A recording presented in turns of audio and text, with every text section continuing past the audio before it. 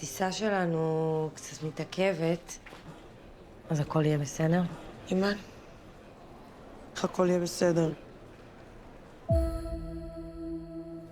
מה זה? Give me your passports.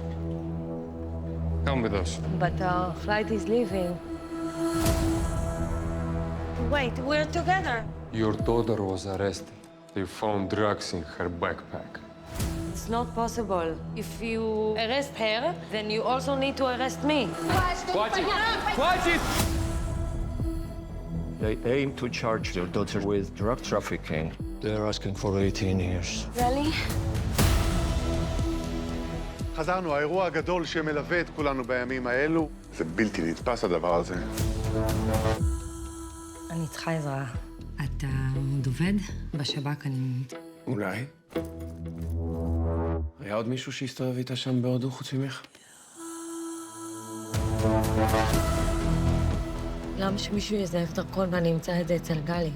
מה לה ולאנשים כאלה? You don't want to know. Why are you so sure? Because this is how people get their arms broken.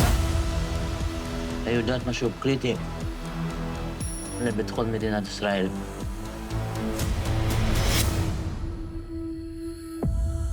הייתם ביחד בצבא, לא? לא אמורה להיות פה, זה שטח פרטי. לא, אבל מה נעשה? כי אני יודעת שהיא עבדה בשביל... היא לא הקורבן של האנשים האלה, זה אני יכול להבטיח לך. חופרת בזה, זה רק נהיה יותר ויותר מטושטש ו...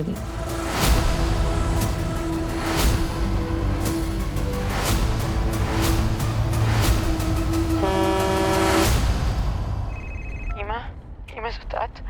גלי? I'm your mother. I will find you.